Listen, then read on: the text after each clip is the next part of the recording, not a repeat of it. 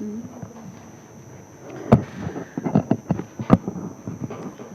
Как они называются? Филоменоклотии. Светлана Васильевна.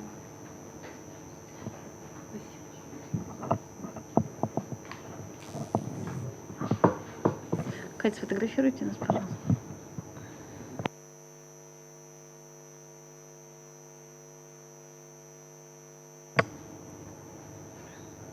Странный формат, кажется.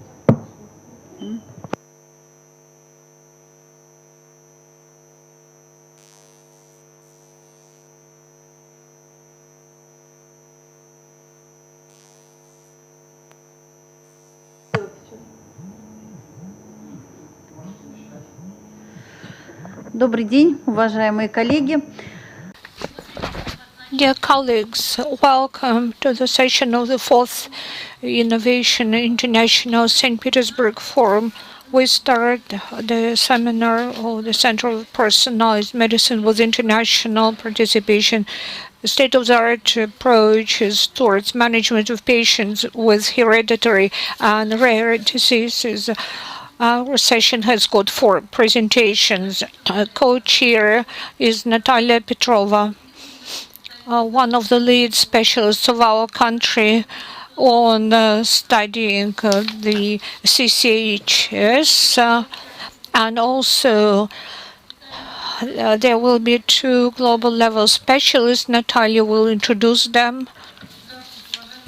Dear colleagues, with great pleasure, I discuss you to discuss the issues related to rare inherited diseases with the impaired respiratory function.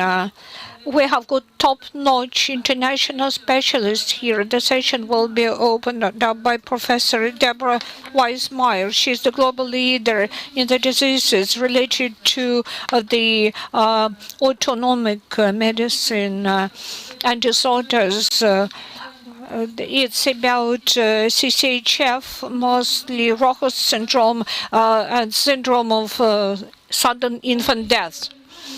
I hope that Deborah Withmeyer will dwell on her research and on her trials and her research interests. And also today we'll have Dr. Martin Samuels. Dr. Martin Samuels is from London Clinic, Gothorn Street Hospital. He's one of the European leaders in respiratory support of long in-home ventilation of children with different disease.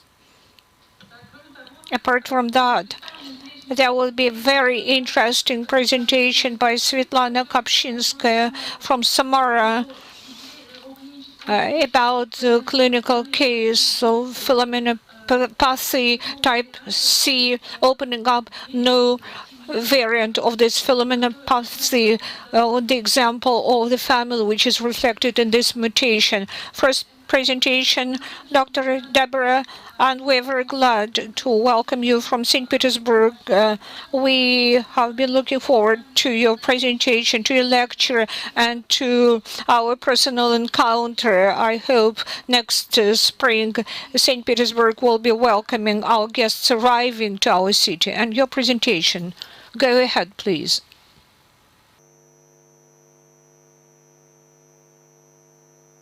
There is no sound.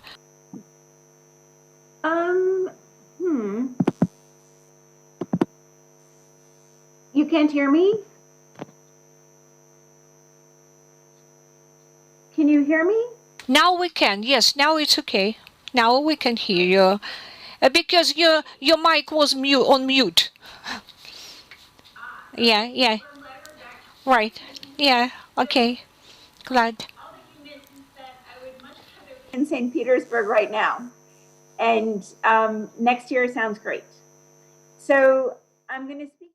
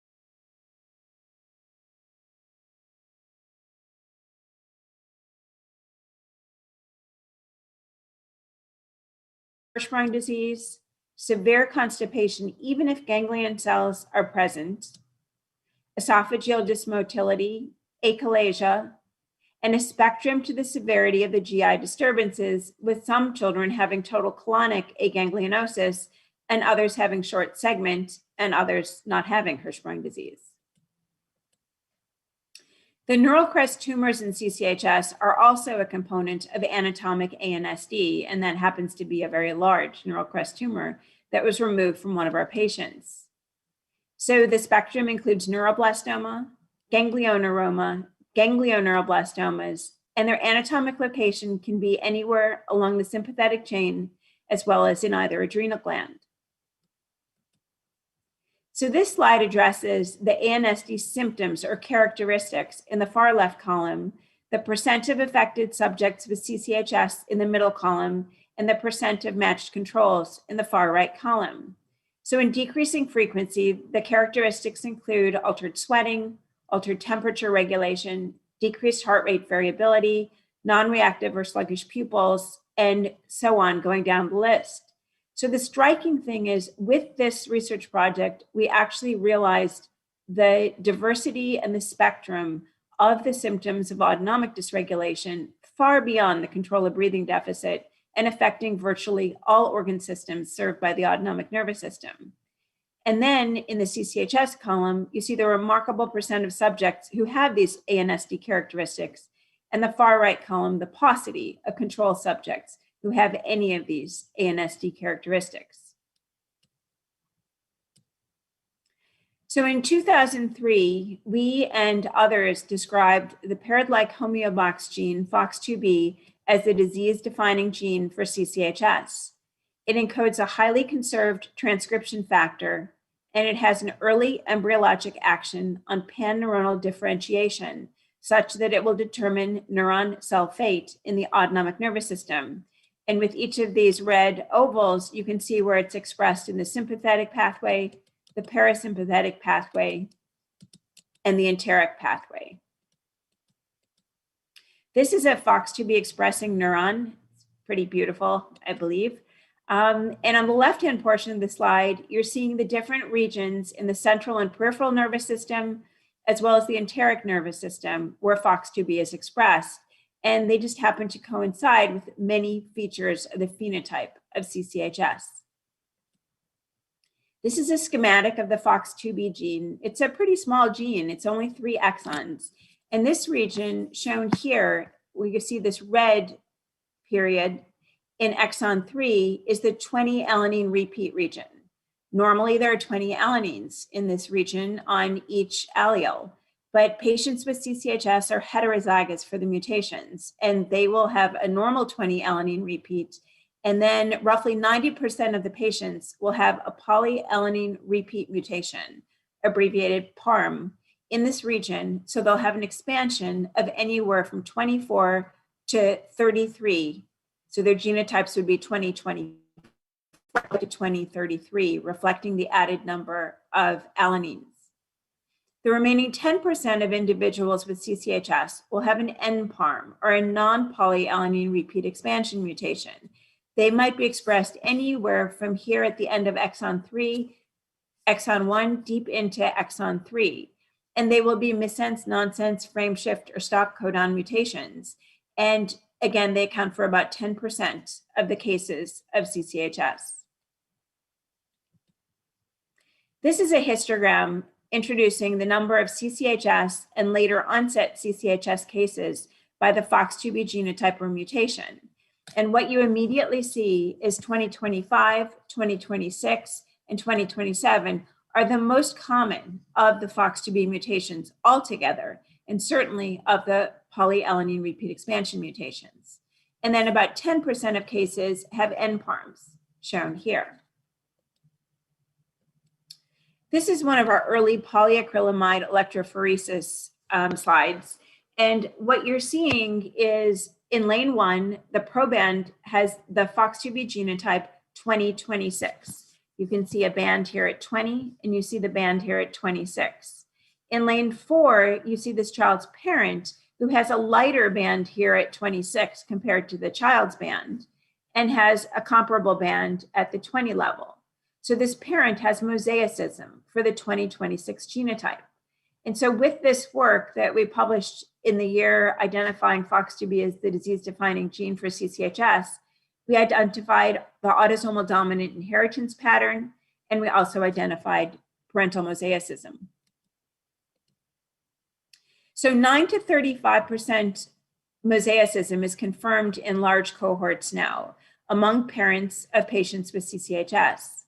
There's a stable transmission of the specific mutation to the offspring, and low-level mosaic carriers may actually present with subclinical phenotypes that might become unmasked with respiratory infection or depressants or declining health because they're mosaic in some of their cells, but not all of their cells.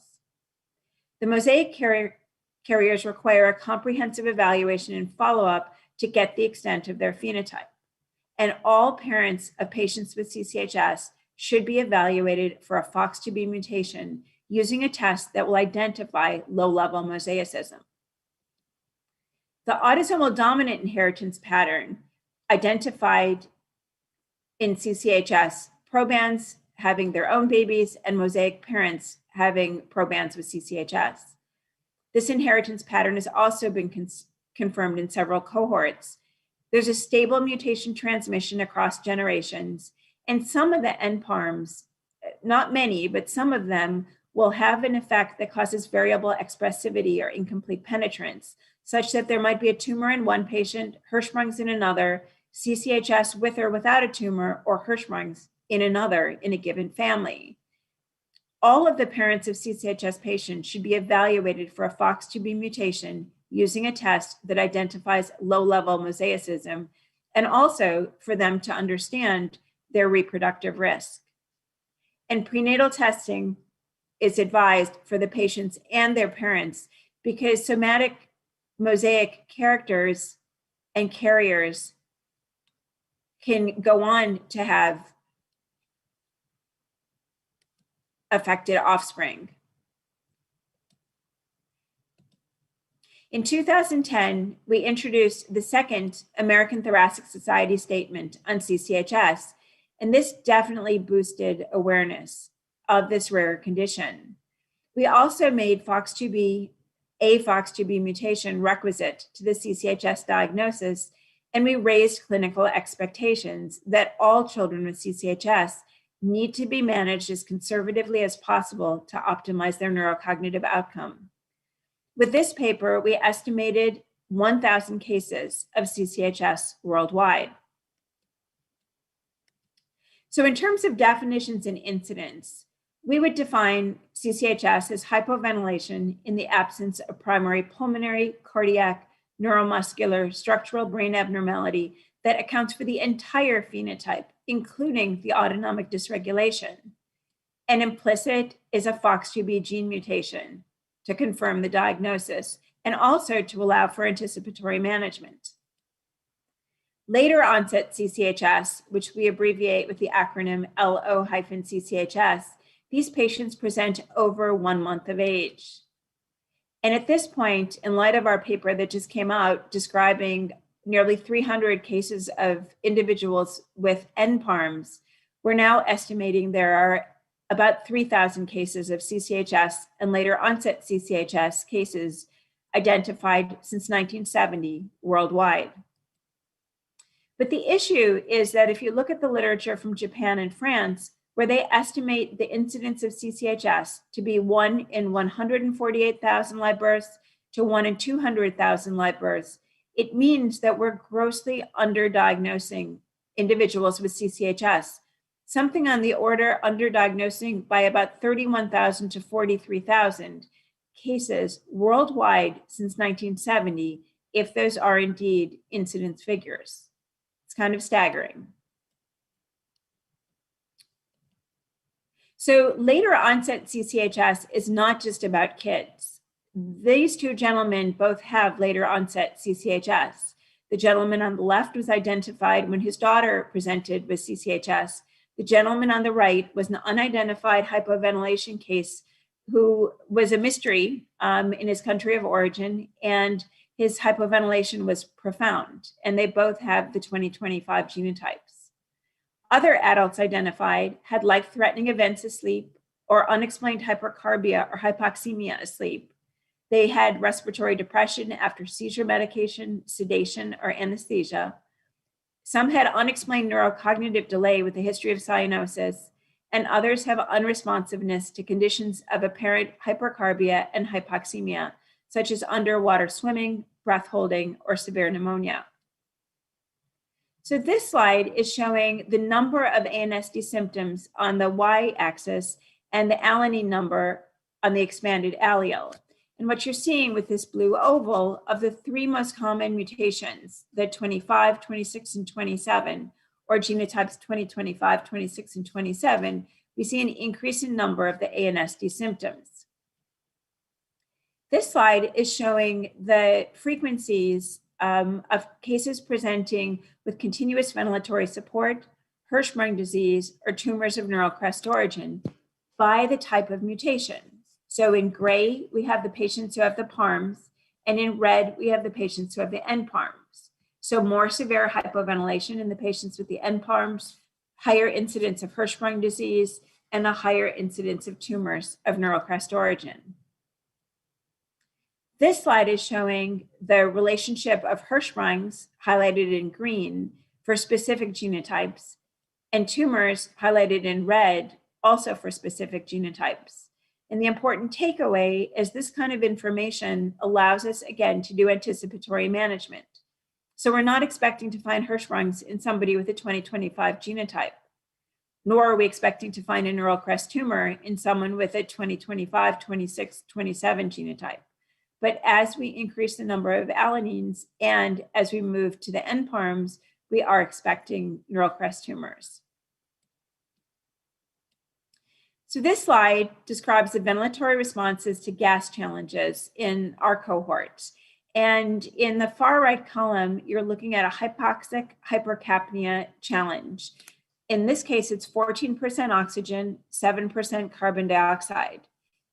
This region of the figure is the 3 minutes of challenge with data presented as percent of baseline. With the vertical line, we begin the recovery period, and then we see the recovery data. The top row of this overall figure is minute ventilation. The teal color are patients with CCHS, and the pink are the controls. And what you can see is that the controls, as expected, would increase their minute ventilation when exposed to a hypoxic hypercapnia mixture. But the patients with CCHS, previously thought to have absent responses, actually have some increase in minute ventilation, primarily because of frequency, and for the controls, primarily because of tidal volume, as shown here. This slide is showing the cardiovascular and cerebrovascular responses to these same gas challenges. And again, I direct your attention to this far right column, the hypoxic hypercapnia challenge. If you look above each of the comparison figures, where these little gold diamonds are, indicate statistical significance between cases and controls. So at the initiation of the 3 minute challenge, the heart rate is higher in the controls compared to the cases with CCHS. But the most important part of this figure is this bottom right-hand corner. This is cerebral NIRS, or basically a sticker on the forehead that measures regional oxygenation and blood flow to the frontal cortex. Individuals who are controls actually increase their cerebral NIRS throughout the challenge and continuing here into recovery, as you can see from my cursor.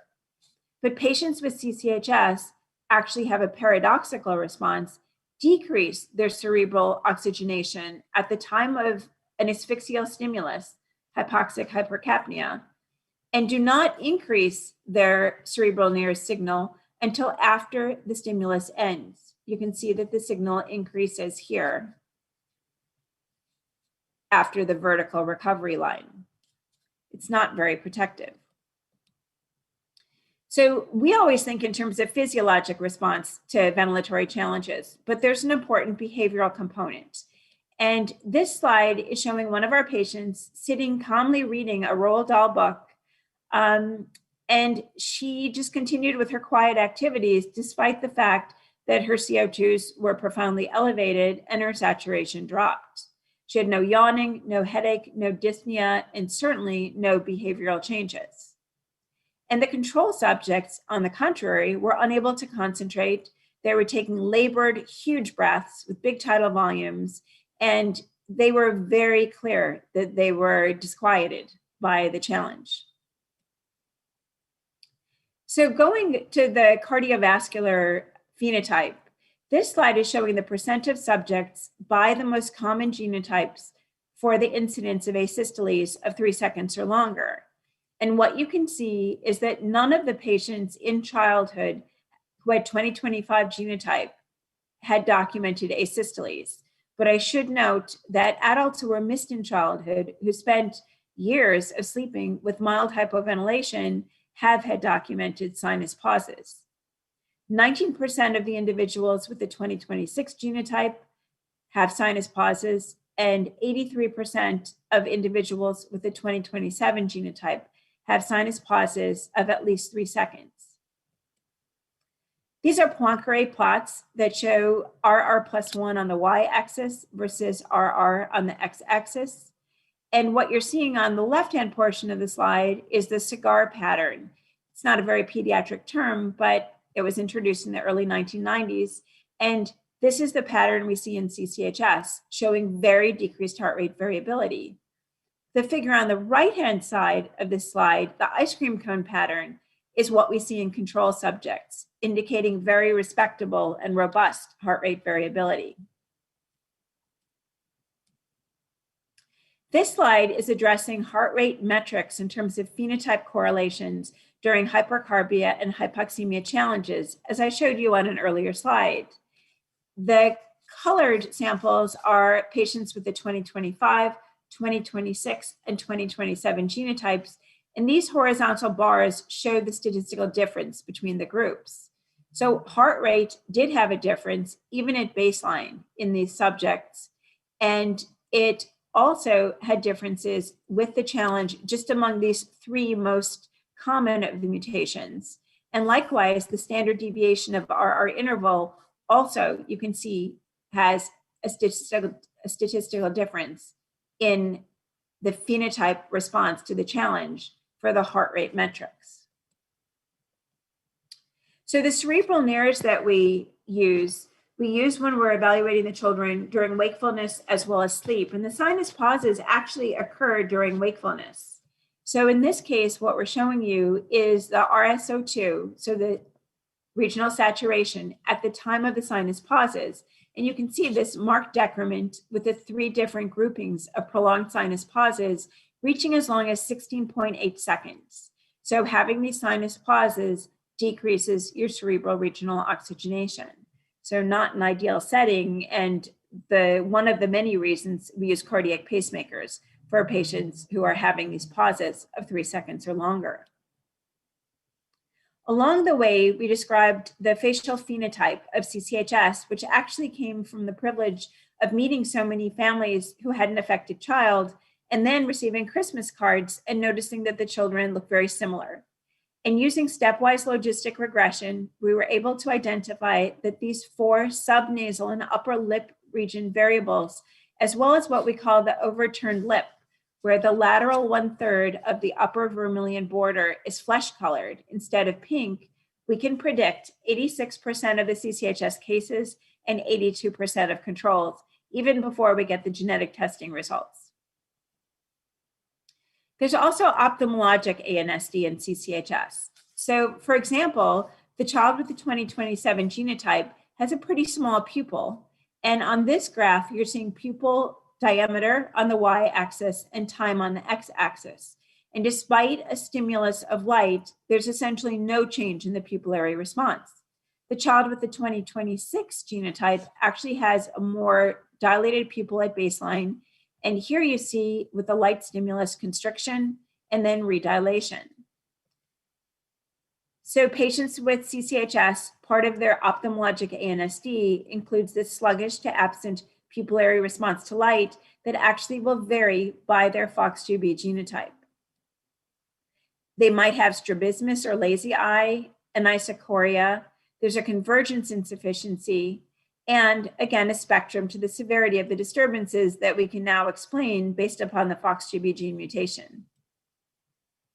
This slide is showing the altered sympathetic, shown in the burgundy, and parasympathetic, shown in the blue, responses to pupillary light response compared to control subjects. And this slide is showing the peripheral skin temperatures across a 24-hour period in CCHS subjects shown with the square symbols and control is shown with the round symbols, such that throughout the course of the day, this would be 8 a.m. proceeding to 8 p.m. and then back to 8 a.m. We see that the patients with CCHS have lower peripheral skin temperatures than age, gender, and sex-matched controls. And we also see that they maintain a circadian pattern with lower peripheral skin temperatures during the awake hours and higher temperatures at night because we peripherally vasodilate before falling asleep. It's just attenuated in CCHS. So this next portion of my talk is addressing autonomic dysregulation in learning. And I just want you to focus on this very cute little girl in the left-hand slide. You can see her with her little backpack. These are her little antennae that go to her pacer system. And she's here with several of her cousins, totally engaged in a learning experience. And the slide on the right is one of our older patients with CCHS, and this was taken at least 15 years ago when she graduated from college. So here we're looking at neurocognitive testing results in school-aged children by specific FOX2B genotype. And what you can see here, if you look in the full-scale IQ column or the subtests, vocabulary, block design, digit span, and coding, the scores don't differ significantly by FOX2B genotype at school age. The mean IQ is roughly 85, and the standard deviation is broader than the traditional standard deviation of 15 that's used for the societal norm of 100 for full-scale IQ. But when we looked at preschool-aged children, you can see that the children who have the 2025 genotype actually have normal mental and motor scores, in contrast to the patients who at preschool age already have reduced scores for the 2026 and 2027 genotype. But you'll also notice a broad range for standard deviation. There is indeed significant variability. So in trying to understand what potentially could account for these differences in preschool aged children of 2025 genotype different from the others and preschool different from school age subjects, we looked to the most common phenotypic features that might impact oxygenation. And these include breath holding spells, 24-hour per day ventilation or need for that, sinus pauses, and then we also included seizures. So in the middle portion of this slide, we're looking at mental scores and motor scores. In this column, we say no, meaning they didn't have breath holding spells or any of the other variables, or yes, if the grouping had those features. And what we show here is that mental and motor scores are lower in the children who experienced severe breath holding spells or prolonged sinus pauses, or if 24-hour per day artificial ventilation was prescribed. Only the motor scores were lower in the subjects who had seizures. So the underlying vulnerability in CCHS preschoolers with the severity of neurodevelopmental impairment that's related to the physiologic severity in the FOX2B genotype informs us in terms of what our responsibilities are in optimizing neurocognition in these vulnerable patients. This also informs us that these adverse effects begin early in the disease process. And the markedly attenuated cerebral autoregulation that I showed you earlier during the hypoxic hypercapnic challenge is likely a key factor.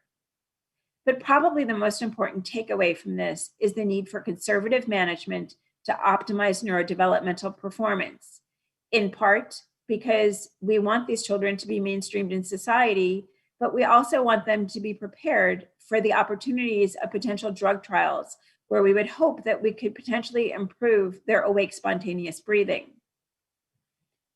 In our program, and in many programs throughout the US, a tracheostomy and continuous ventilation from the beginning is the standard.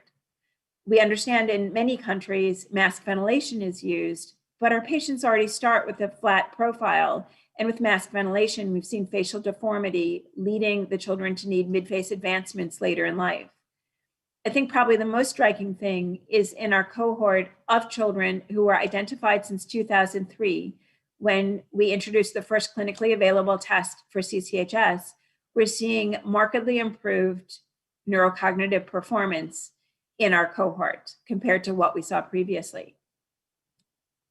So this is that little girl who you saw playing with her cousins, and she got what we would call the triple threat. She requires continuous artificial ventilation. She has long segment Hirschsprung disease, and she already had a neuroblastoma. But yet her intelligence is very normal. She relies on diaphragm pacers when she's awake and artificial ventilation via tracheostomy when she's asleep. And as you can see, she's embracing being in gym class. So the title is What's Known After 50 Years of CCHS Research. Well, this slide is showing the number of publications on the y-axis and each year grouping from 1970 until 2021. You can see a very slow start, and then in 2003, with the introduction, identification first of FOX2B as a disease-defining gene for CCHS, you see a surge in publications focused on CCHS, and I'd like to think that this trajectory will continue. To help with that continuation, we actually developed an NIH.gov registry for all patients worldwide to participate and to follow a branching logic REDCap registry addressing all aspects of the autonomic nervous system as it might affect individuals with CCHS. So I hope that during the question and answer period, we can talk about that a little bit more, because we would love participation of children all over the world. So this is a picture of our hospital. It was built in 2012, and the point of this yellow figure actually goes directly to where my lab is, right here in the hospital. And hopefully we can reciprocate with you coming to visit us in Chicago. So with that, thank you very much.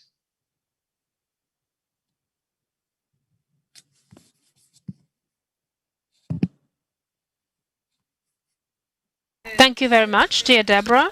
Thank you for taking us on this very detailed and long journey to study the CCSH in its pathogenical aspects, introducing us to the research and studies you've been performing. And for us, it is a very relevant task which we're facing now to compile a registry to assess the safety and efficiency of the methods we're using, and it will also allow us to integrate into international studies that will be a positive contribution to providing good health care for our patients. I'm just asking about whether Dr. Samuels has joined us. If not, then I will do self-introductions.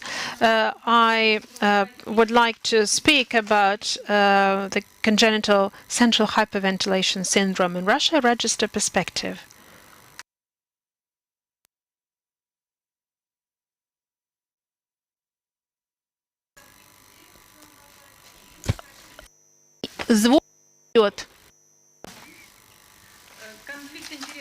So there is no conflict of interest in my presentation. So all the parents gave their assent for publishing fertilizers. The interest to CCSH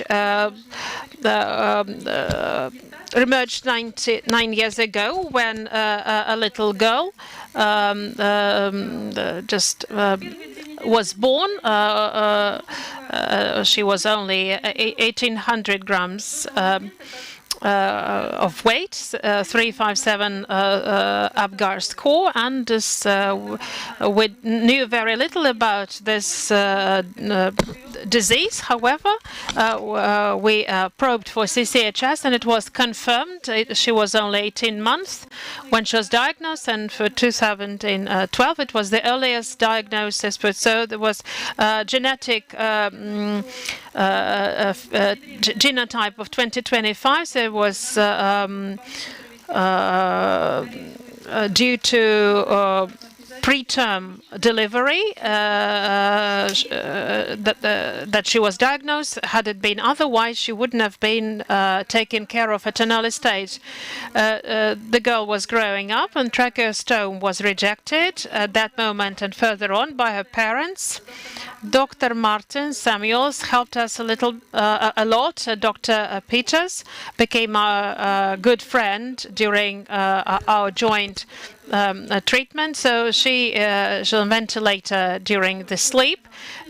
She studies at a lyceum. She does down the hill skiing, and she looks quite good, and the prognosis is quite positive.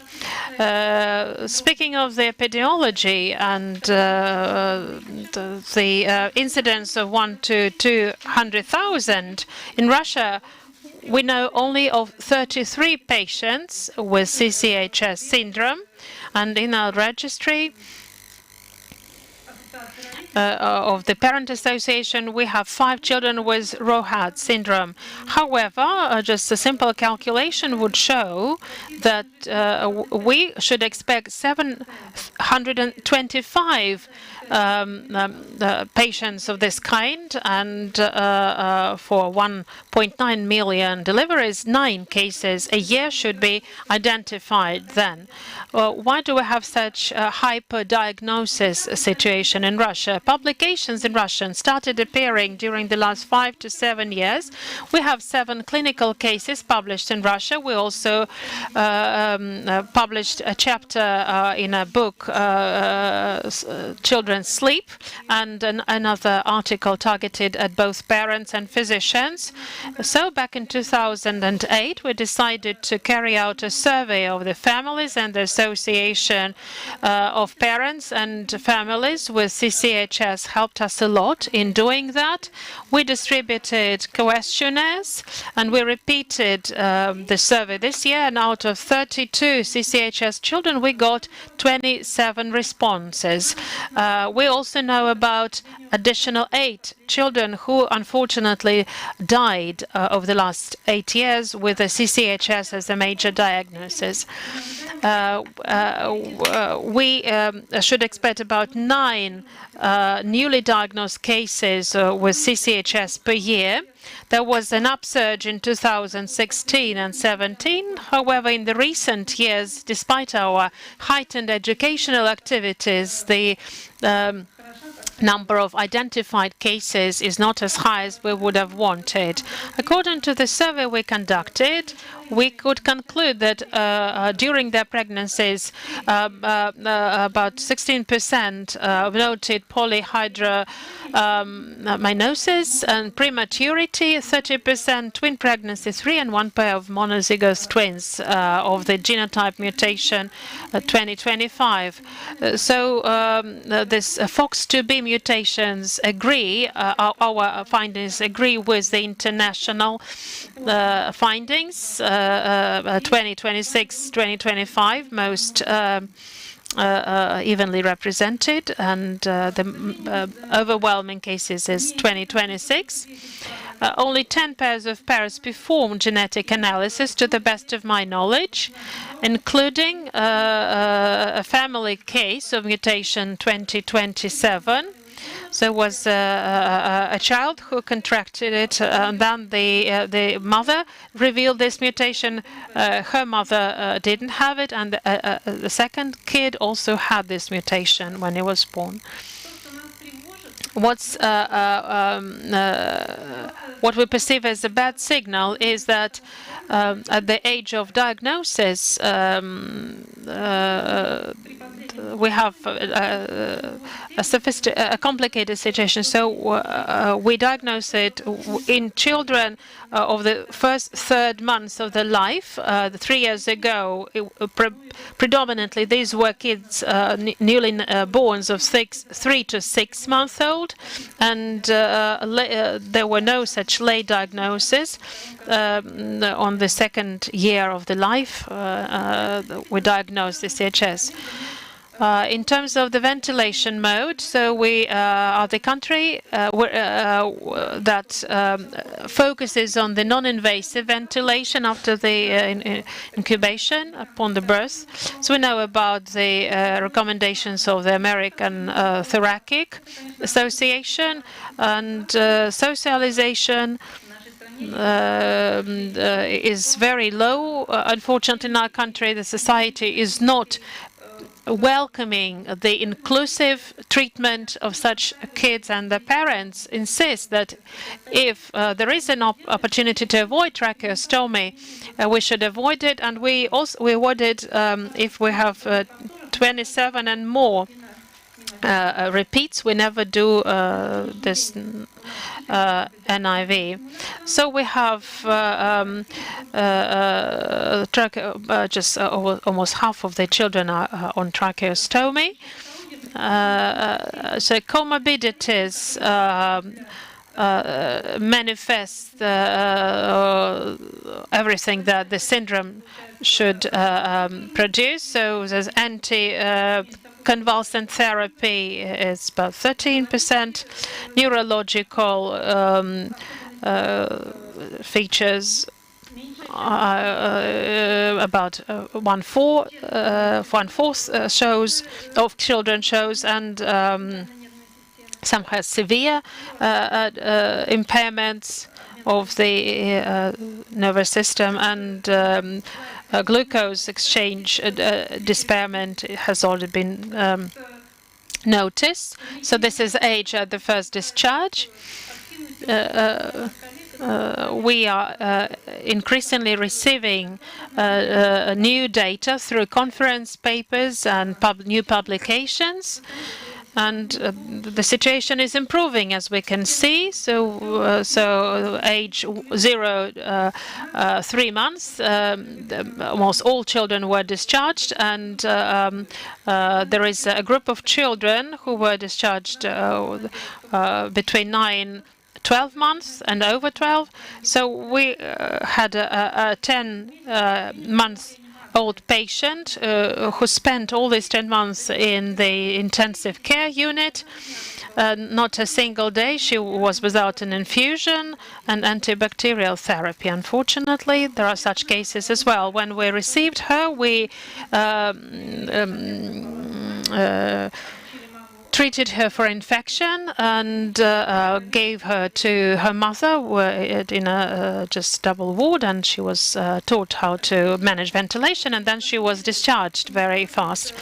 Equipment, accessibility, home equipment, so about 25 out of 30 have this second ventilator, which shows a positive trend.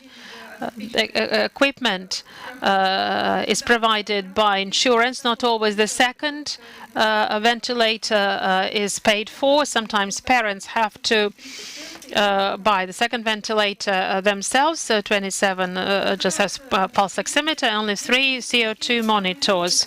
Here we can see the lightest 2025 mutation, but it was mild but treacherous. Out of 6 children, 4 were sent home without diagnosis and ventilation, but 3 then were readmitted in coma.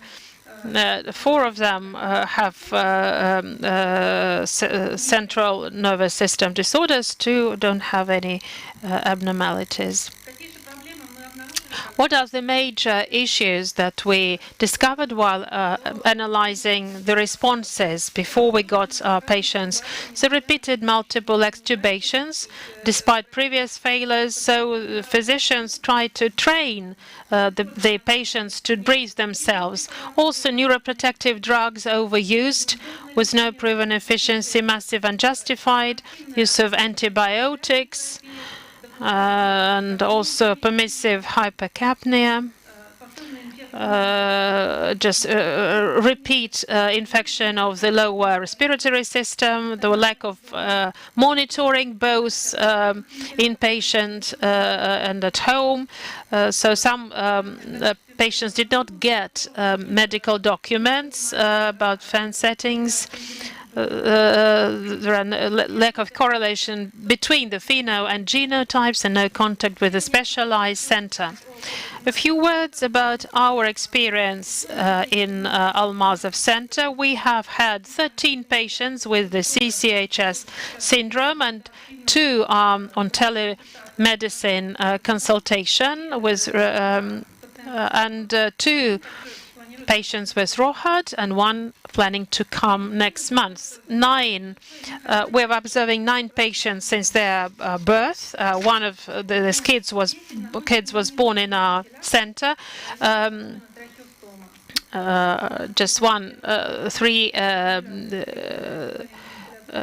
Just 2 children have Hirschsprung diseases, the comorbidity. Some have psychomotor disorders and seizures. With one, so 13 CCHS and 2 ROHADs did not demonstrate any lethality during the observation period. The issues at admission include recurrent pneumonia,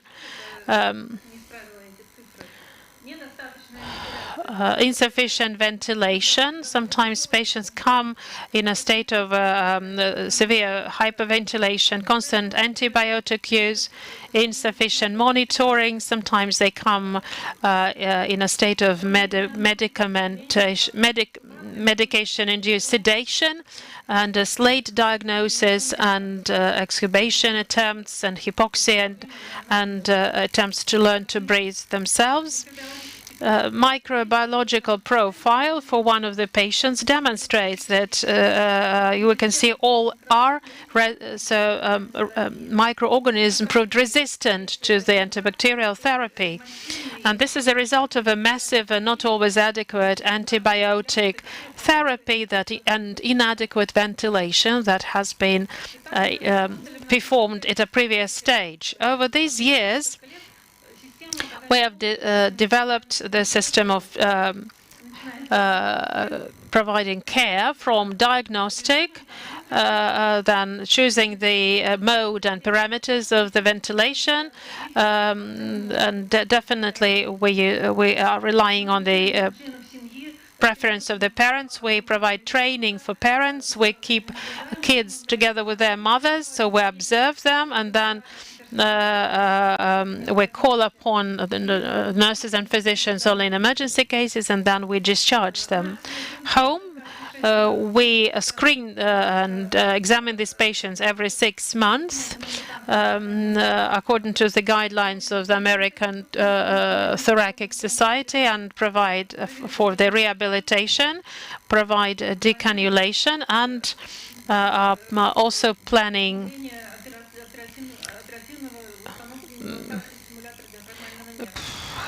just to insert the stimulator of diaphragmal nerve.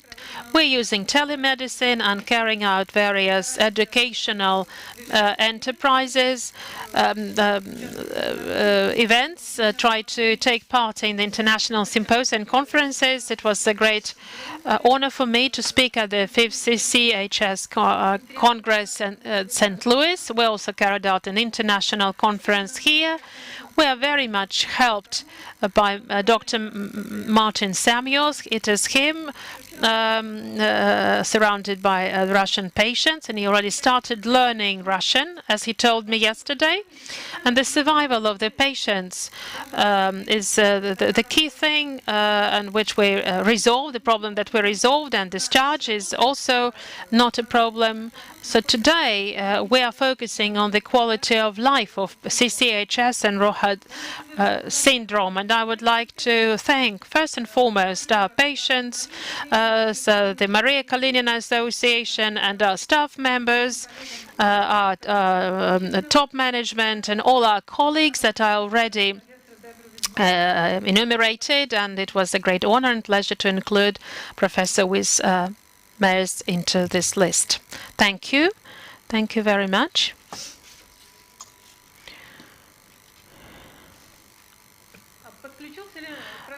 Is Dr. Samuels with us now already? So then Hello. we will continue.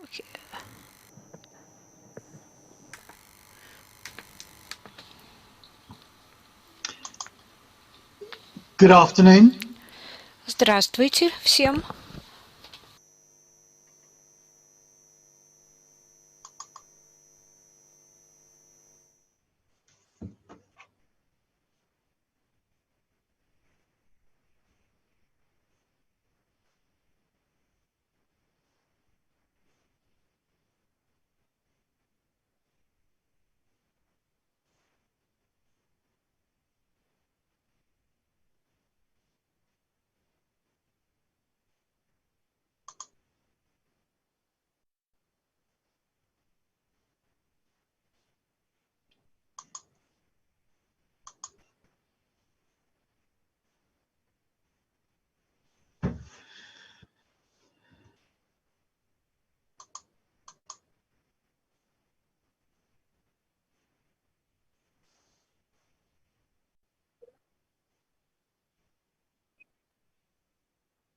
Мне показалось, что он нас не слышит, по его выражению лица. Professor Samuelson, can you hear us? You should be I in can. You can. Can Wonderful. you hear me? Yes, it's okay. So you should be in the English channel to be translated. Please share your screen.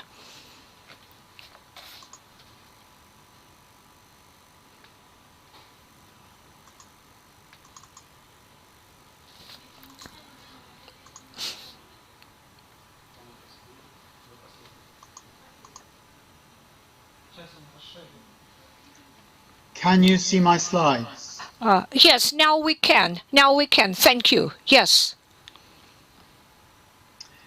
Well, thank you very much to Dr. Petrova and the conference organizers for inviting me to speak to you today. I hope that you will not be testing my Russian. It really is awful. And thank you for the interpreting service and interpreting between Russian and English. I'm going to talk to you today on the principles of management of rare diseases, using as examples the care of patients with neuromuscular disease such as spinal muscular atrophy and congenital central hypoventilation syndrome. What I'm going to start with is a brief introduction to the sort of health service that I work in, which is the National Health Service in the United Kingdom. A brief introduction to rare conditions, a brief word about the two exemplar conditions that I will be using, including congenital central hypoventilation syndrome and spinal muscular atrophy type 1.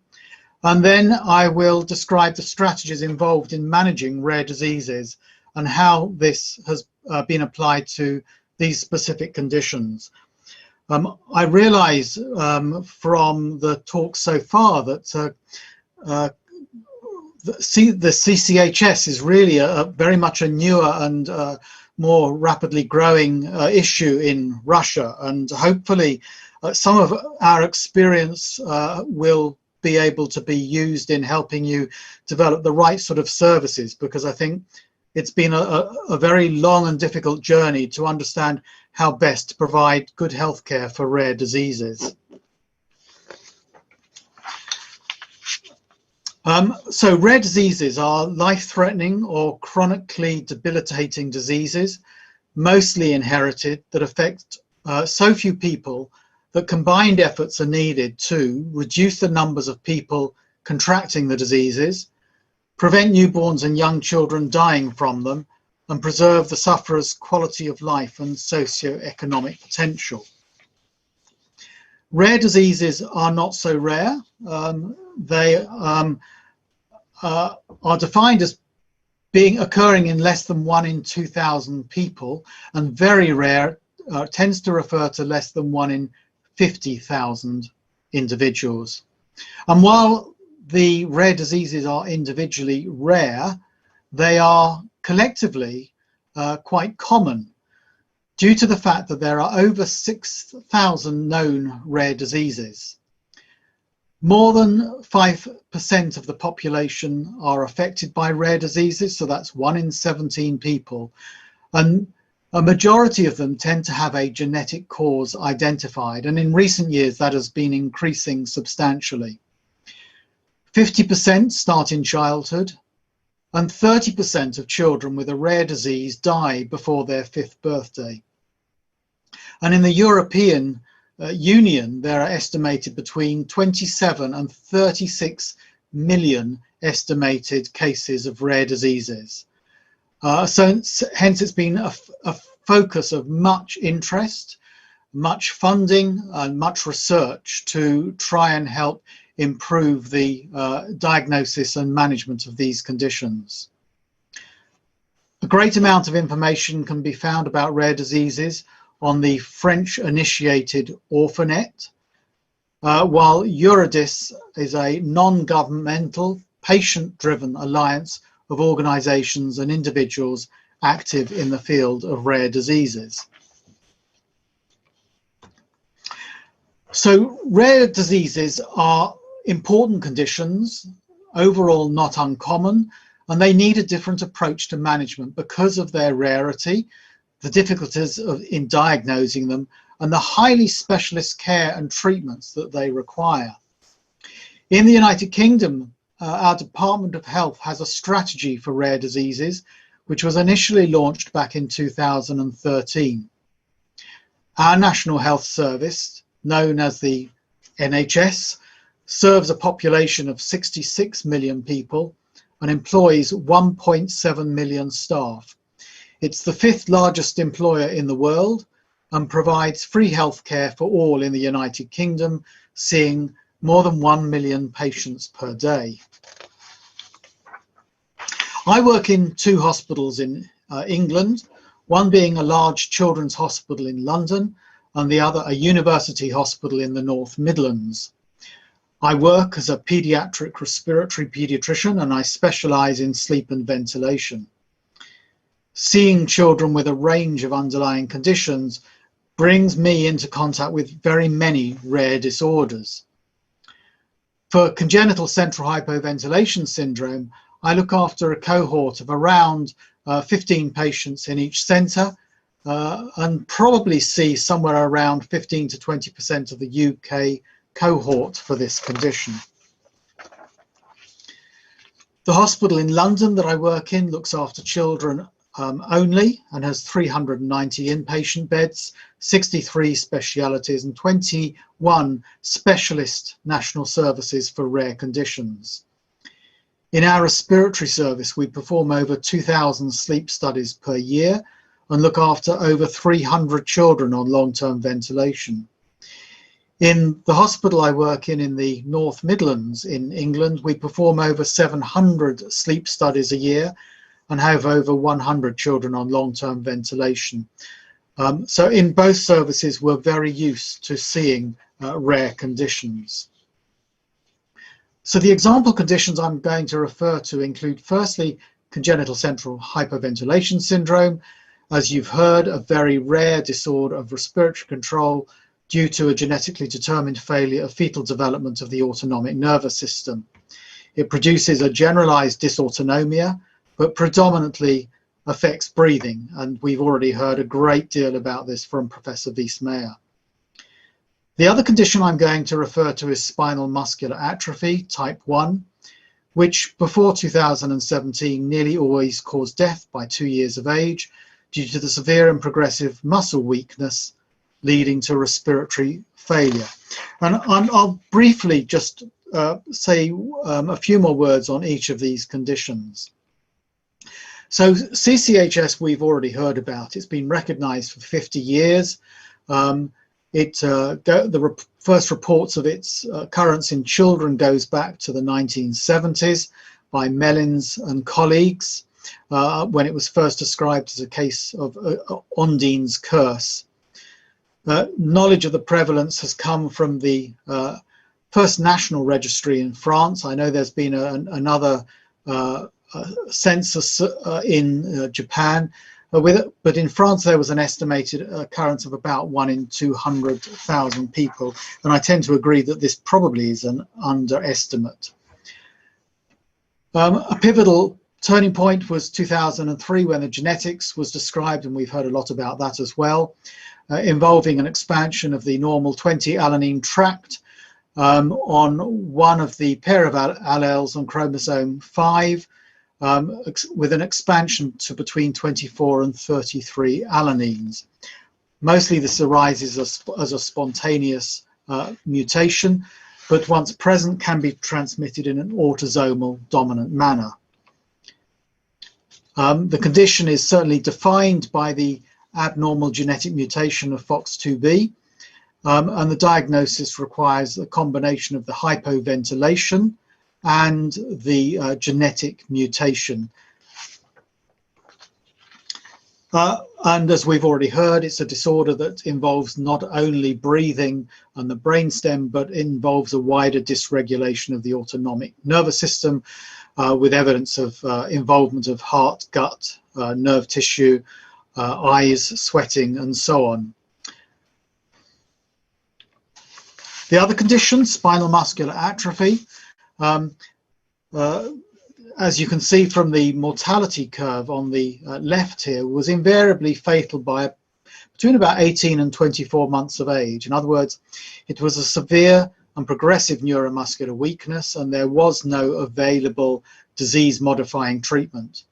And certainly up until 2017, the standard of care in the United Kingdom was palliative care, but then new disease-modifying treatments became available, and since then we have had very active intervention of respiratory failure, leading to survival in a majority of children.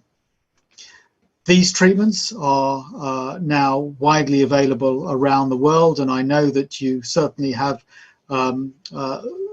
these drugs in Russia. They've been introduced since 2017. We first saw the introduction of nusinersen, which is given intrathecally every 4 months, and after that,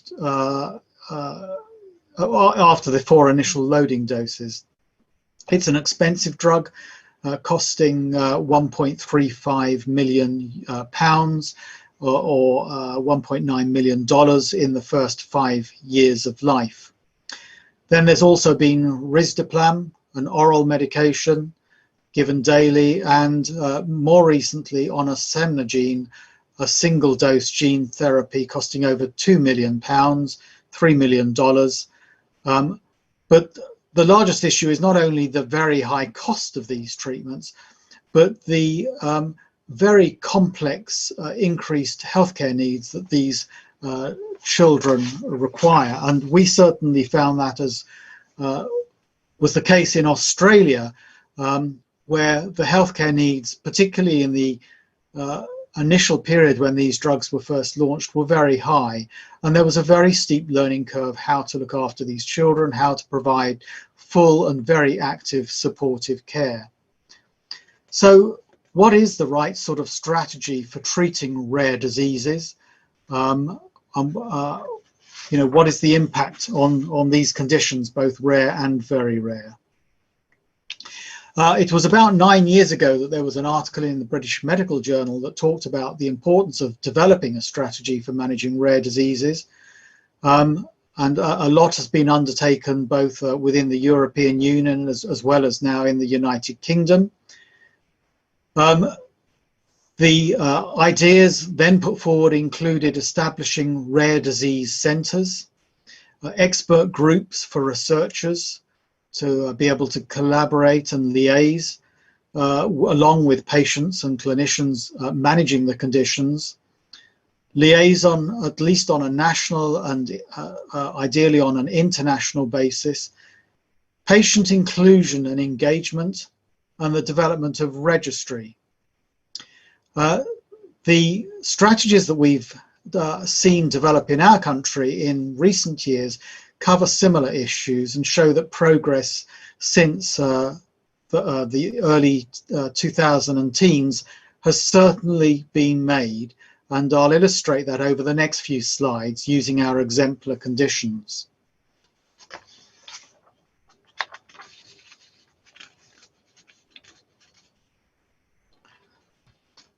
sorry, just need to move on to the next slide. So I think the strategy has 5 main underlying themes, and the first really is about empowering patients, i.e. those affected by rare diseases. There are already very many articulate, well-educated groups that provide support and education for rare conditions. And in CCHS, many countries now have family support groups.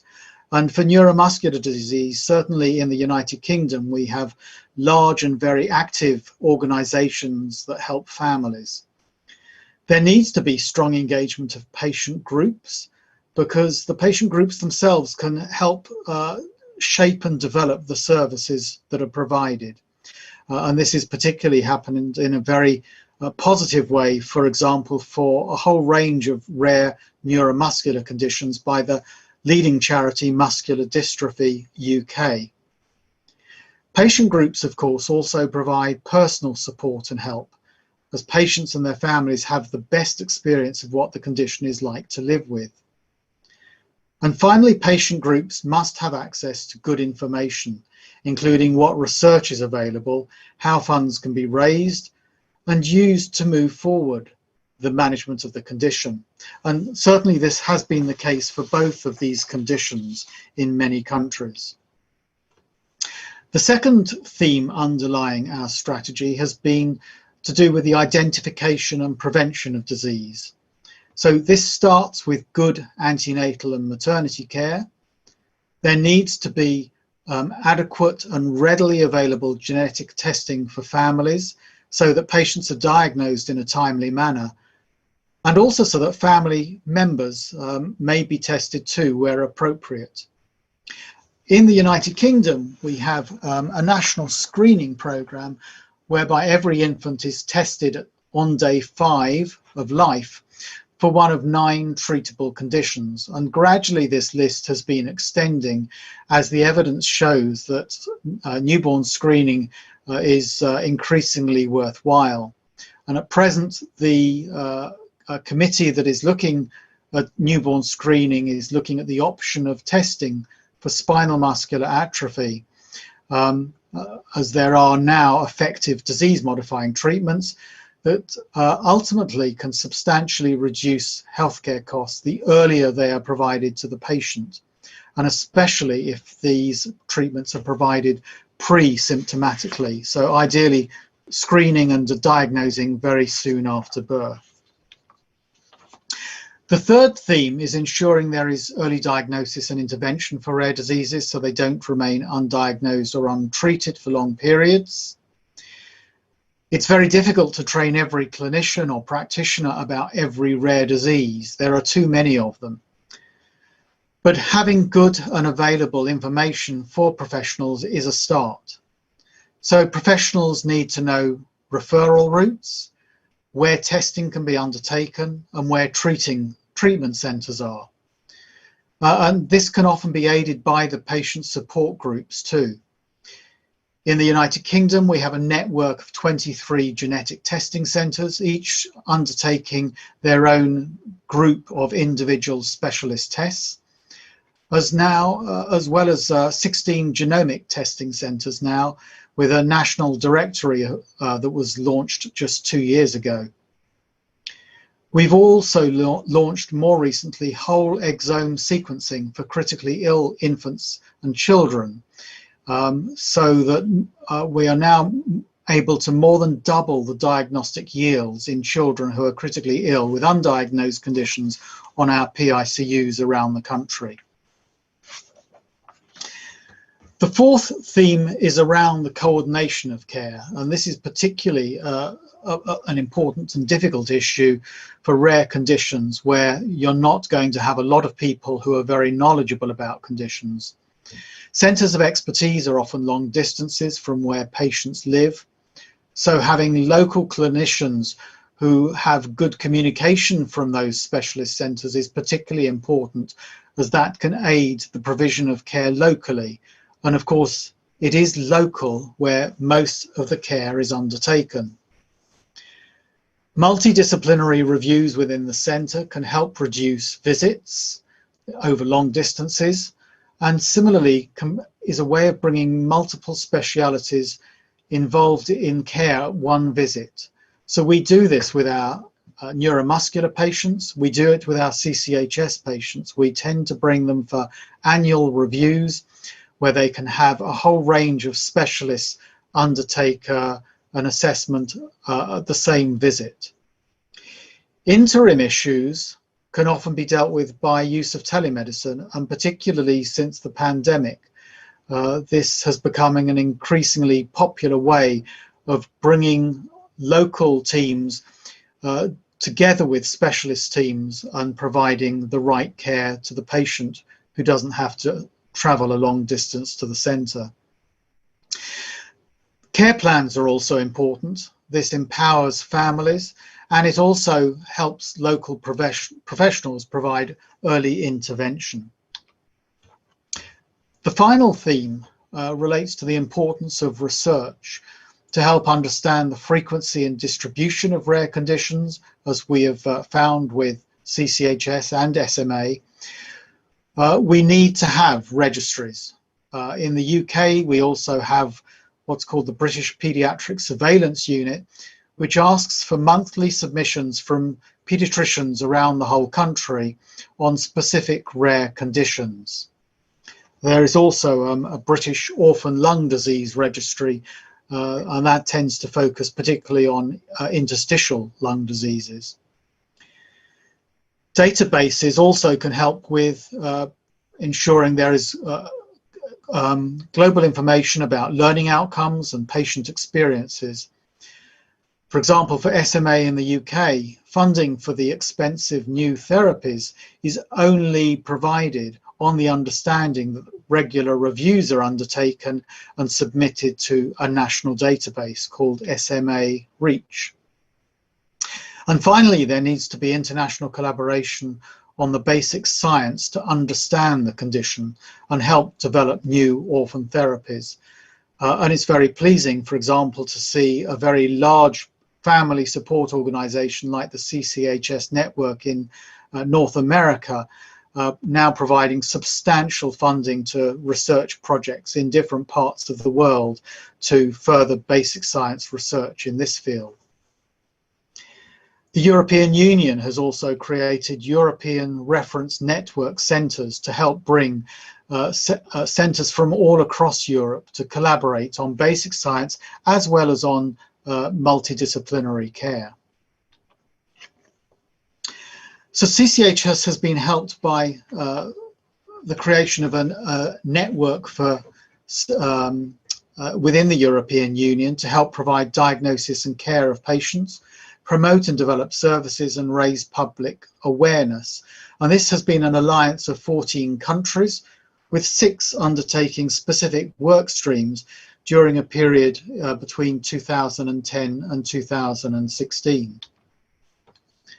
The projects included the development of registries nationally, a website accessible for patients and professionals, guidelines for professionals, an information booklet for families and carers, a review of services in the EU, and to ensure that the whole project, all these work streams were undertaken in a good way.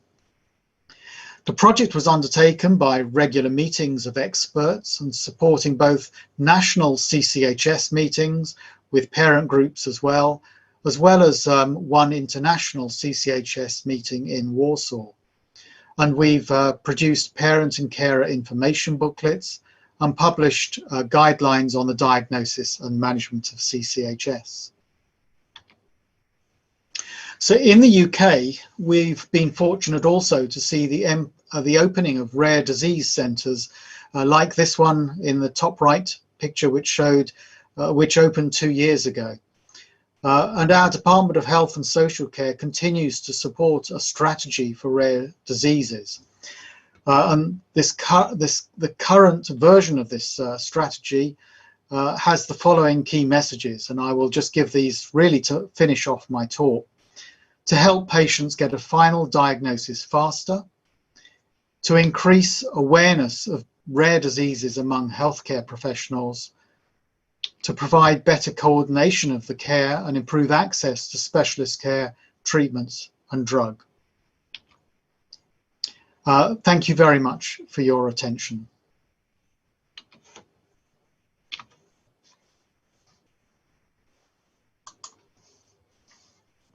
Спасибо большое.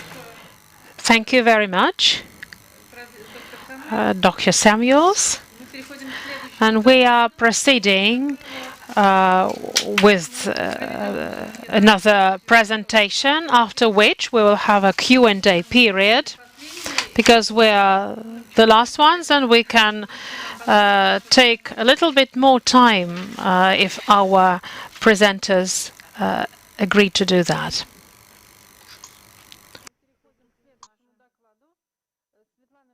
Svetlana Kapczynska is our next presenter. She is an international center specialist from the Samara Medical School, neurology, adjunct professor of Samara University. Good afternoon, dear colleagues. It is a great pleasure and honor for me to be able to brief you about the filaminopathy type C. But before I introduce you to it, I would like to introduce you to the significance of filaments in general, and filamin C in particular. It's a major protein. It connects with two major other proteins. It's in what is sarcolema associated, so methylene, phosphoricin, apodin, and others. And sarcolema associated with it's a dystrophin, gamma sarcolecama, beta sarcolecama, and or others. So filamin binds actin fibers and builds up the signal functions and the whole architecture of a cell. So the mutation in the gene of this protein induces express clinical symptoms. Here you can see the scheme of filamin. It's referred to as Mixana C3. It has two identical chains with a dimer. And some domains of this chain are very spring-like elements. And this protein is present in the cardiac and skeletal muscles. So we're going to relate to cardiac and muscle pathology then. And we understand that filamin C is as an important link for this sarcomere transduction processes. Here you can see the genotype-phenotype correlation of FLNC. We see that three filaminopathy are present here. So proximal, distal myopathy, restrictive and hypertrophic cardiomyopathy are also part of it. And dimer-related defects. So there is a proximal, later variety here, and sarcoplasmic inclusions will be quite expressed here. When we have other mutations, so we see other triggered of deficiencies which induce cardiac pathology and filaminopathy and others. Here we don't have sarcoplasmic inclusions. We were thinking whether to include it into the filament type C, but unfortunately not all type C filaminopathy relate to myofibrillar myopathy, MFM. Here, this is a summary of the varieties of the sequence of FLNC in terms of the disease phenotypes. You can see this color coding. There are 3 types of myopathies and about 4 varieties of cardiomyopathy. In one family, we can see both muscular and cardiac myopathies. We did not have cases starting with just myopathy and then cardial will manifest it later. So when there was one, there was the other as well. If we were to search for patients with filomenopathy C, we will have to search for them in the group of cardiomyopathy with arrhythmia and myopathy patients. This is quite a recent slide by Professor Woode from Finland, and over 30 distal myopathies are covered by it. So it was first presented in the International Myopathy Congress quite recently, and you can see there's quite a fresh body of data. It has not been published yet. You can see our filomenopathy, only the distal type where the dimerization is defected, and so our variety, when we can diagnose a patient as having distal myopathy and missense mutation. So thus we will expand this classification. Filomenopathy is a debut, is an onset in the quite a grown-up age. In other words, it's only adult neurologists that have to deal with it. However, we have quite little children who are carriers of this condition, and we can monitor the evolution of this condition, including MRI visualization imaging. So in 2005, there was just the first mention made of such families, but we discovered our first ones in 1999.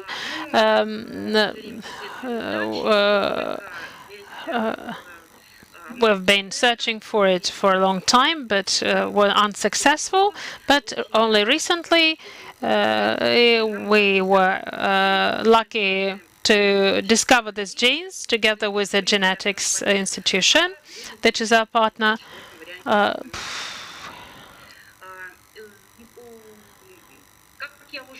As I already mentioned, basing on the classification of the proximal and distal onset and dependence on the wheelchair. So there are 3 types ABC described and 3 varieties of filomenopathy type C.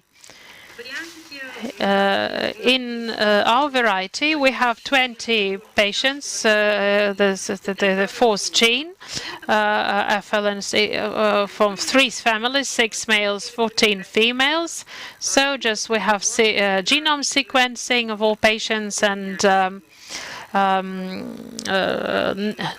other measures. So we discovered a mutation on chromosome 7. So there's a late onset in 25, 43 years of age in all patients. So the onset of distal myopathy, and this distal myopathy period lasts for quite a long time. And the patients who were diagnosed on distal myopathy are diagnosed as polyneuropathy, and so it was developing out to proximal paralysis, and we already forgot about the distal paralysis as an onset, and the patient got hospitalized in our institutions, expressing that phenotype. So is our spinal amyotrophy or proximal spinal myopathy, which generated some confusion. There are several different varieties in one family. We can see both distal and proximal varieties. Proximal dash distal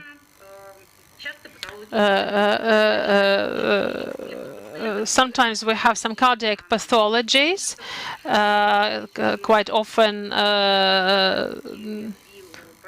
and who finally died of this heart pathology. The progression is quite mild or express, especially when proximal paralysis happens, and MRI imaging shows the paralysis of the front muscle of the calf, and this is the fourth variety of filaminopathy type C, the MRI image of so with a total lesion of tibialis anterior and extensor digitorum longus and some insignificant lesions.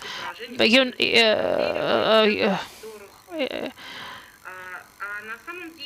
we did not expect this to be identified. However, we discovered it against all odds, and it shows that differentiated diagnosis of the progressing distal type of dystrophy atrophy, so can be just the view on this can be changed with new data on distal and other types of filaminopathy. So there are rare phenotypes, spinal and pituitary ataxia, isolated dilation, hypertrophic, and others. So how we're going to differentiate our filaminopathy C with low progressing, proximal or late onset, and light or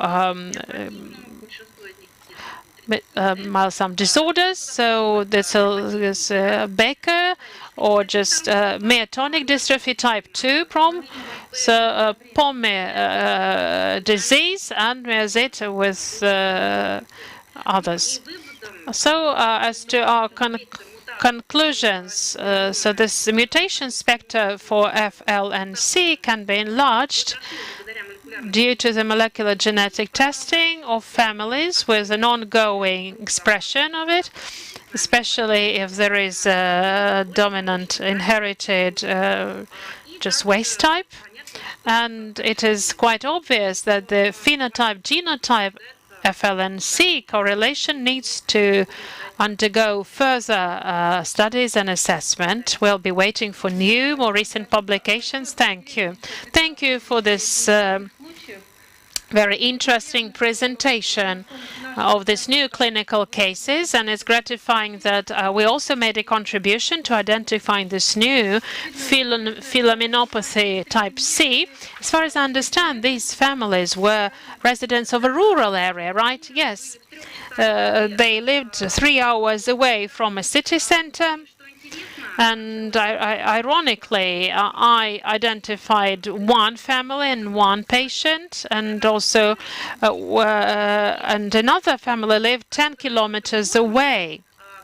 However, it was a different neighborhood, and they did not know each other at all. I found the third family 10 kilometers away from the first two families, so there was a whole triangle. We called it the Bermuda Triangle, because they all were separated by some 10 kilometers from each other, and they never met. And they finally met and exchanged phone numbers. But I already discovered the fourth and the fifth family with this condition. We already acquired some biological material. I'll bring some blood tests to your institutions quite soon. And we also need to have a joint test whether to identify whether we can classify it as a myofibrillar filaminomyopathy or not, and it'll govern our further studies.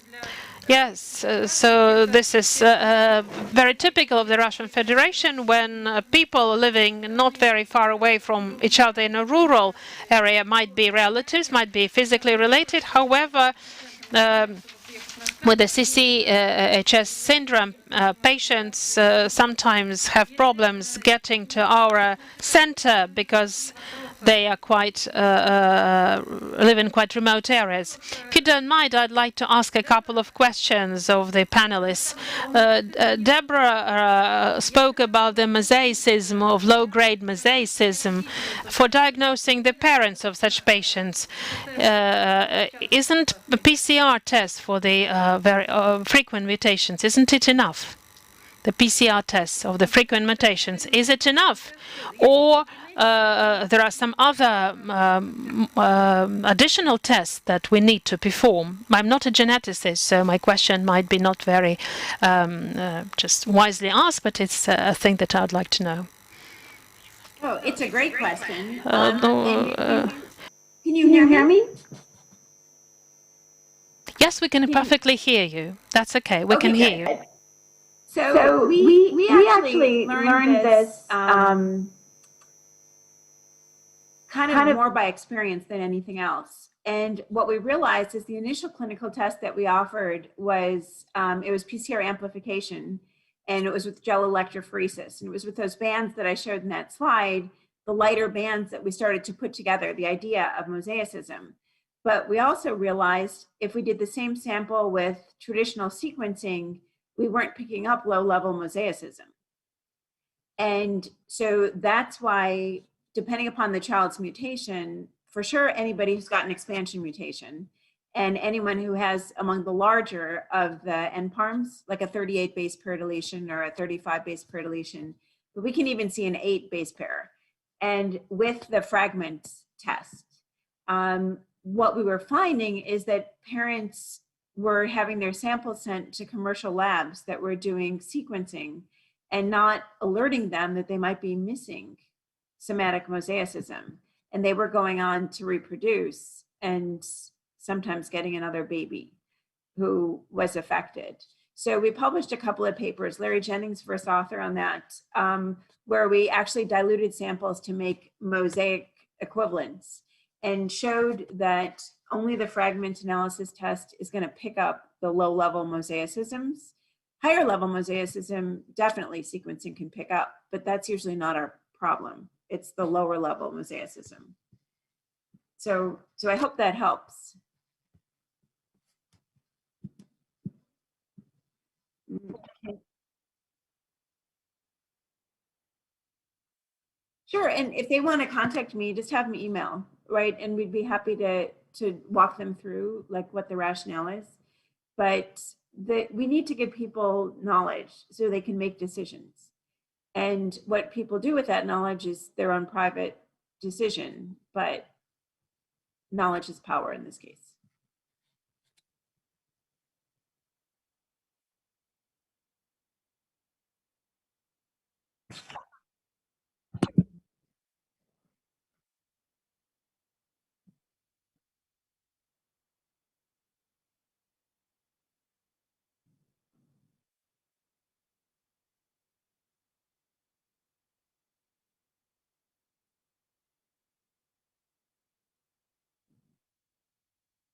So,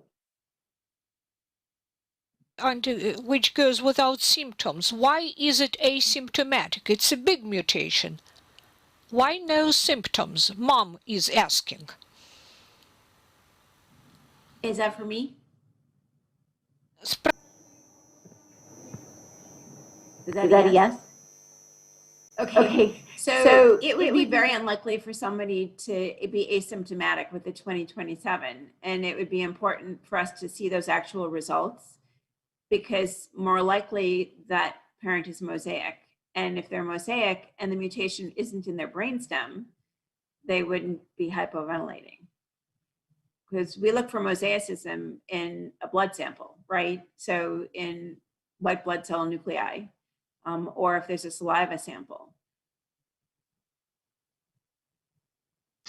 I would also add that it's possible for mild hypoventilation to just go unnoticed. They may not complain of any symptoms, but that doesn't mean to say they aren't hypoventilating. So have the studies been undertaken to look at sleep-related hypocarbia?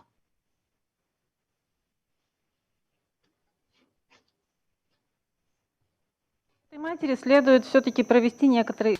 So this mom should do some studies and some tests for her child, yes? For herself. There should be more Yes. studies and tests for the mother. Yes. And we typically have the parents who, in a situation as she's describing, they would actually get the same battery that we do for the kids with CCHS. The 2027's a little trickier because those patients are typically hypoventilating awake and asleep. So it would be hard to be subtle with a full mutation. Someone with a 2025 or 2024 genotype, those patients are missed and can be missed until adulthood. Once you start moving up 2026 and higher, it's a little harder for it to be missed, but Martin's totally right.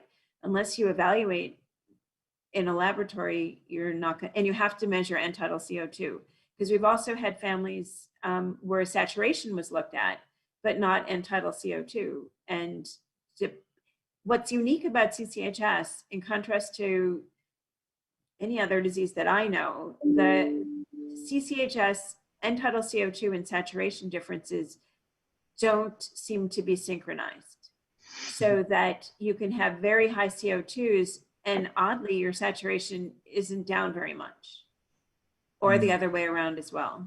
And some laboratories, especially adult laboratories, don't consistently evaluate end-tidal CO2 during the full study.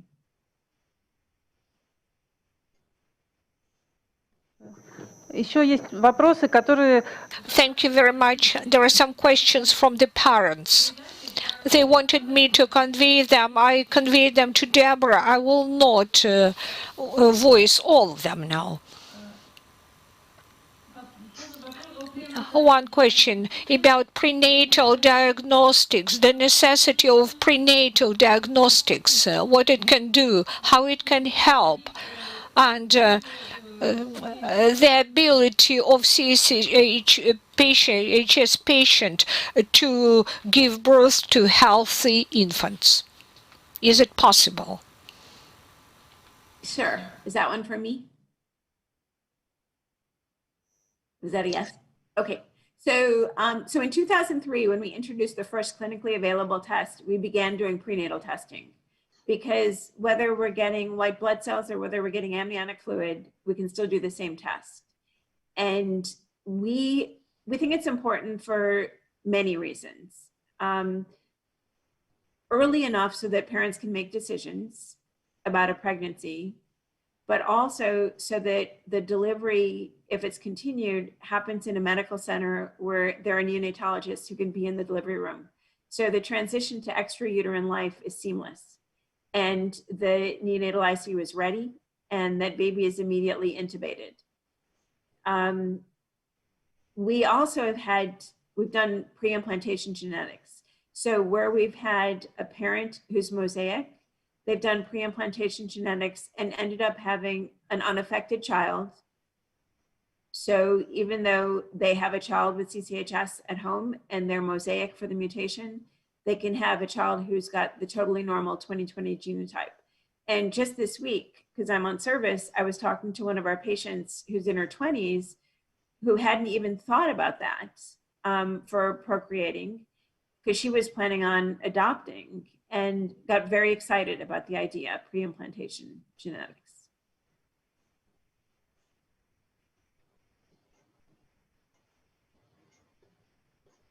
У нас тоже есть... Thank Thank you very much. By the same token, we have got pre-implantation genetics laboratory, and when our patients cohort grows older, maybe we'll be able to render this help to them as well.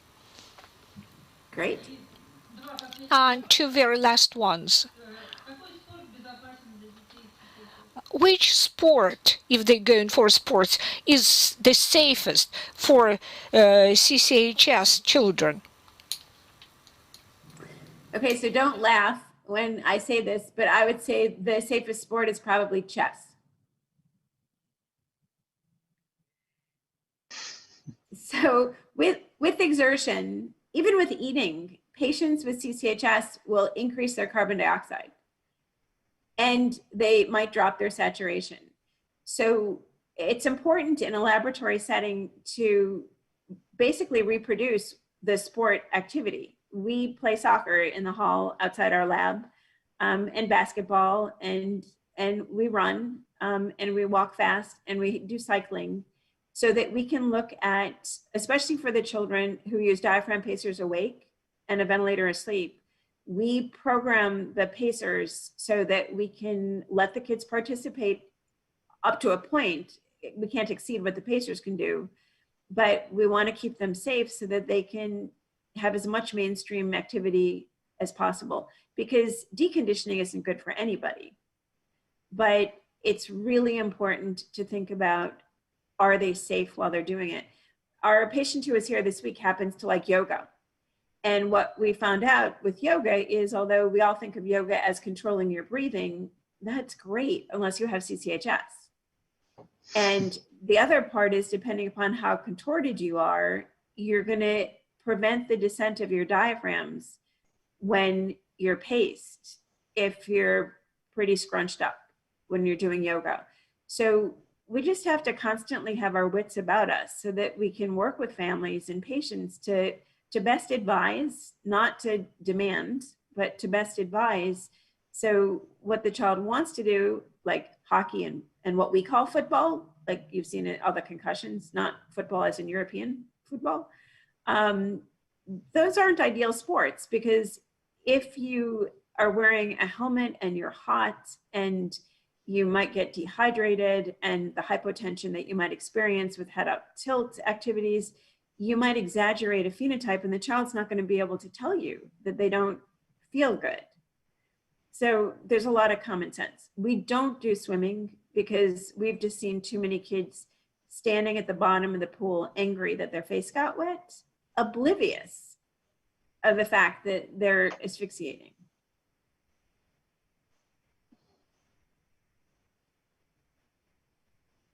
Martin? Martin, what's your take on it?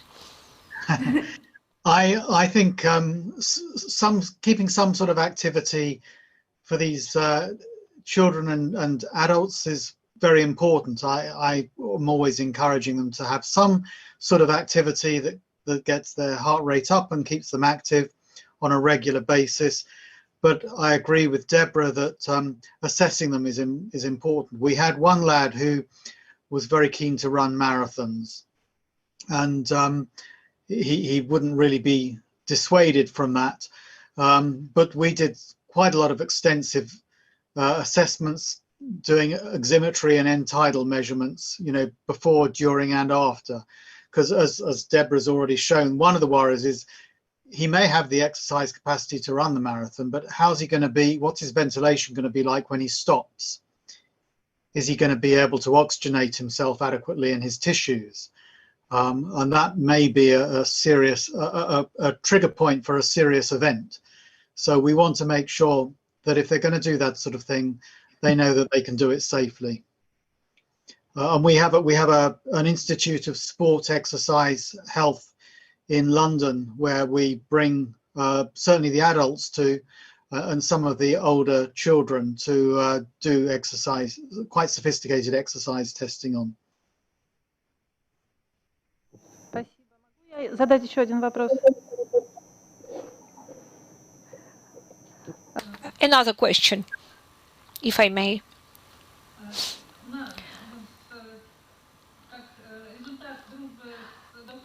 as the wonderful outcome of our good friendship with Dr. Samuelson, we have got a big chunk of patients on NIV, the non-invasive ventilation, NIV.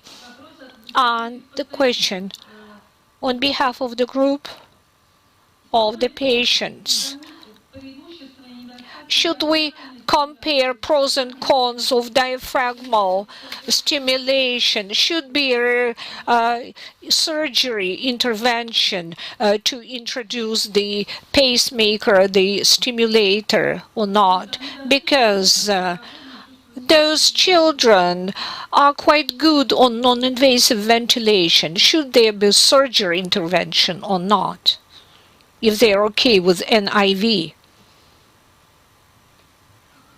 So I think it depends what you call okay. I think it's very important that these children have very detailed awake physiologic evaluations in addition to the asleep. And the awake has to be in activities of daily living, including the horrible breath holding spells that many of the younger children have.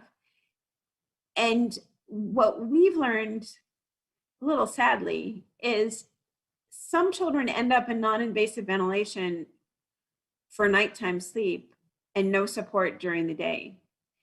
And their neurocognition is harmed as a result. If they hypoventilate, if they don't hypoventilate, sure. But if they do hypoventilate awake, we have to think about why are we doing that? We can't recover neurodevelopment that's lost. There are windows of opportunity. And before age 7, there are many windows of opportunity. But as those windows close, we're condemning a child to delayed neurocognition. And we're certainly not saying that we love telling a family that the child needs a tracheostomy. It's a very hard discussion to have, but we explain it in a way that helps parents understand if the child is truly hypoventilating awake and asleep, mask ventilation during sleep only isn't going to support the child adequately. And then for those children who are hypoventilating awake and asleep, if they're a candidate for diaphragm pacers, meaning we can see that their diaphragm excursion is adequate with a sniff test, and if it's a child who will not interfere with the internal components, like to twiddle with the receivers, and it's a family structure that can take care of the child in that setting, because until now, the only FDA approved system in the US didn't even have alarms on it. But now the Spirit transmitter by Avery does. So, and then we do minimally invasive surgery. In the old days, we did open chest, but since 2000, like around 2010, maybe 2012, we've only been doing minimally invasive. And so with our surgeons, we meet with the families and make a decision if that child is a good candidate. And then we've been very successful with that, but it's still surgery. We don't pace during sleep because we don't feel that that is any advantage over a nighttime ventilator. But we have inherited some children whose trachs were removed and they had pacing. And we've even published on that, the severity of the airway compromise. So pacers to us have a definite place in decreasing disease burden and improving quality of life if used awake.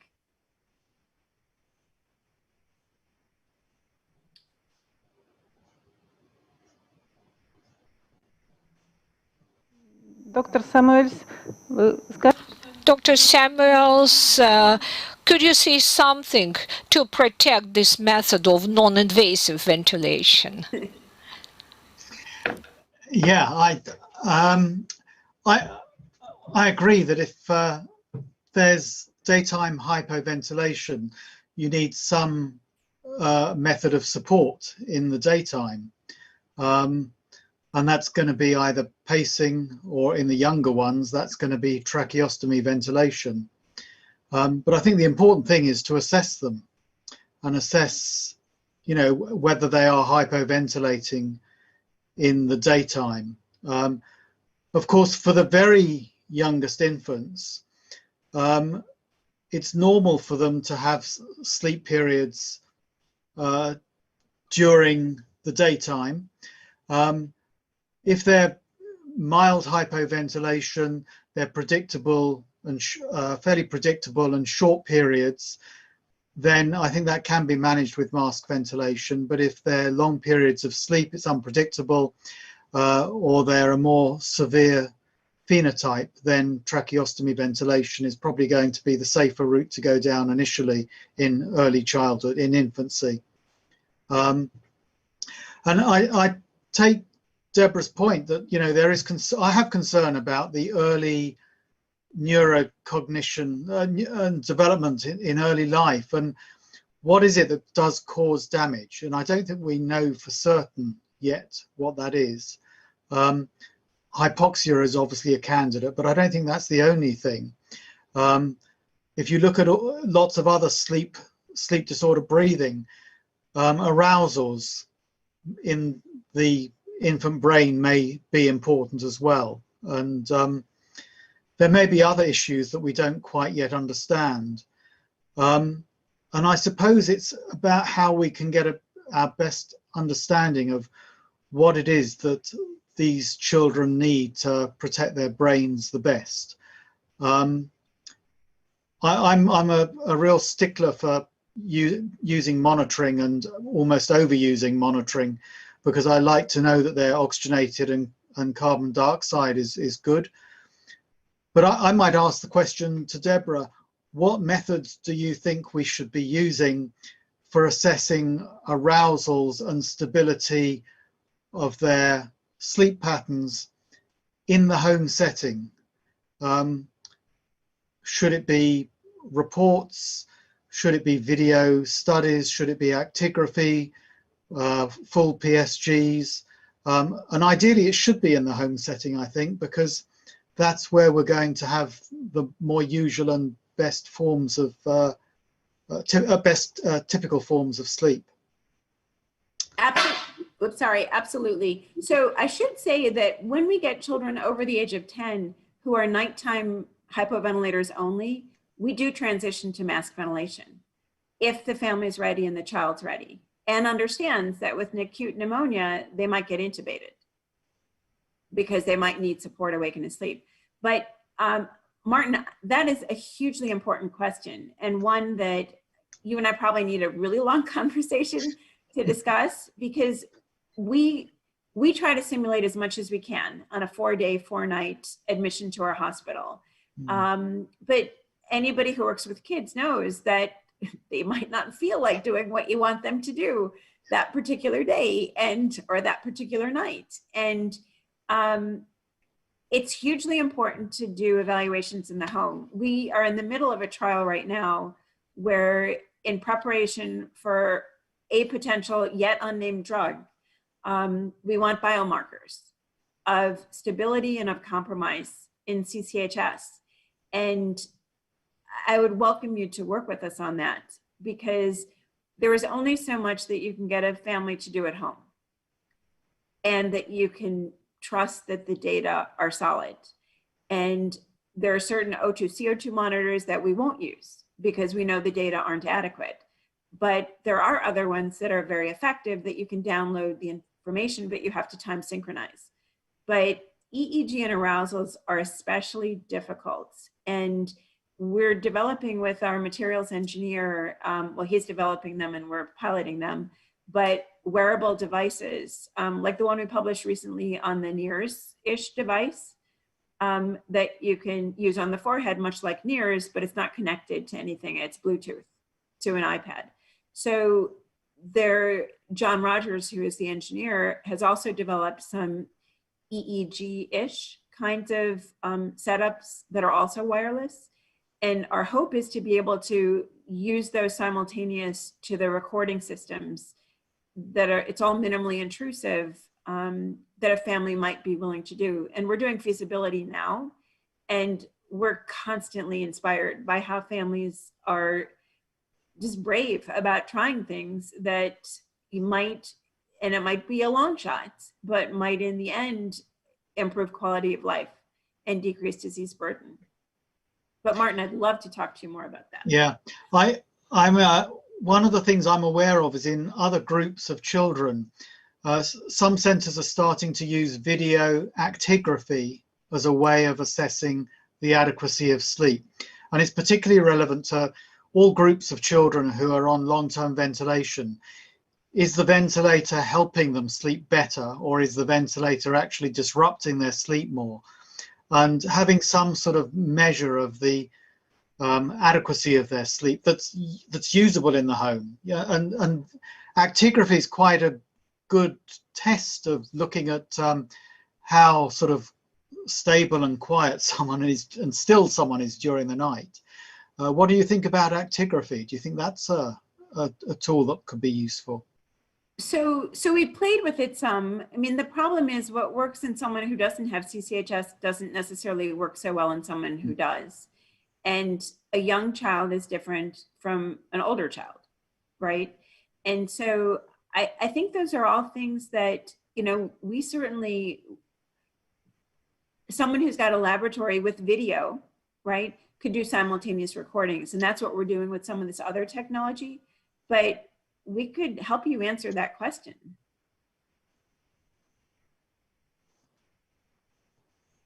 But I don't have a definite yes or no, but I do agree we need it. I also find a lot of families don't like the idea of video anything that's going on in the home. And you also need sound, and then you start taking privacy away from families. And we definitely don't want to be intrusive. But I'll tell you more about this thing that John's developed, which to me seems pretty manageable for families, but maybe we would need both. Yeah. It's an important area for future research, I think. Definitely.